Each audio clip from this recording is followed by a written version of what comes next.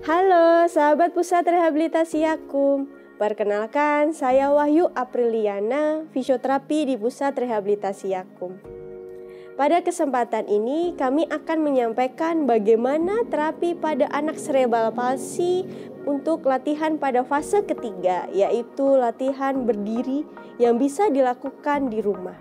Nah, pada fase ketiga ini nanti banyak latihan pada kaki. Kenapa?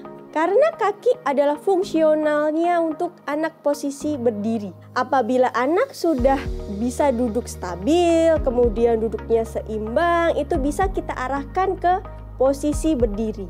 Sebelum ke posisi berdiri, perlu kita berikan stimulasi dan latihan-latihan pada ekstremitas bawah, seperti tungkai, lutut, dan kaki. Latihan sederhana dan stimulasi-stimulasi yang bisa dilakukan di rumah, misalnya anak dalam posisi duduk di kursi. Kemudian pastikan kepala, panggul, kemudian pantat dalam posisi tegak. Dan juga kedua kaki menempel pada lantai. Ini tujuannya melatih anak supaya bisa lebih kenal dalam posisi duduk tegak. Selanjutnya, latihan tumit menempel pada lantai. Anak harus melihat kakinya yang selama ini dalam kondisi jinjit atau kondisi kaki pengkor, di mana pergelangan kaki masuk ke dalam. Jangan langsung melatihkan anak ke posisi berdiri sebelum pemanasan pada kaki. Karena kaki adalah tumpuan pertama pada saat kita berdiri. Selanjutnya, rangsang jari-jari harus ke atas dan kebuka.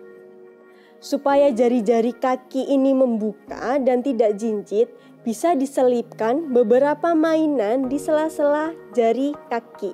Biasanya, anak akan merasakan risih dengan benda asing, sehingga anak akan merespon melawan pola jinjitnya atau kaki pengkornya. Perkenalkan fungsional kaki dengan cara berdiri, tetapi bisa diawali dengan duduk terlebih dahulu. Karena telapak kaki menumpu pada lantai, kemudian berdiri.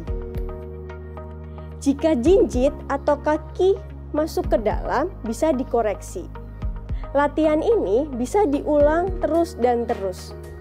Bisa duduk berdiri, kemudian berdiri sandaran sambil bermain. Ini yang penting sekali saat posisi berdiri, yaitu kedua kaki harus benar-benar menempel pada lantai.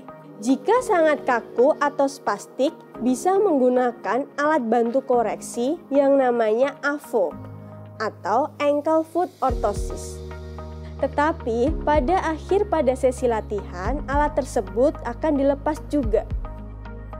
Anak juga perlu dikenalkan dalam posisi menumpu atau menempel pada lantai. Jika kakinya sudah bisa menempel pada lantai dan anak sudah bisa berdiri dengan tegak atau stabil, latihan berjalan nantinya akan lebih mudah untuk dilakukan. Latihan ini bergantung dengan kondisi anak masing-masing. Usahakan latihan harus aktif, kemudian sesering mungkin, dan menggunakan banyak mainan. Perlu juga motivasi kepada anak untuk latihan ke berdiri. Dan jangan lupa, latihan ini juga harus konsisten, minimal 2-3 jam per hari. Bisa dibagi waktunya sore atau pagi. Jika membutuhkan informasi dan layanan fisioterapi lebih lanjut, bisa langsung datang ke Pusat Rehabilitasi Yakum. Sekian video edukasi dari kami, semoga bisa membantu sahabat Pusat Rehabilitasi Yakum yang ada di rumah. Terima kasih.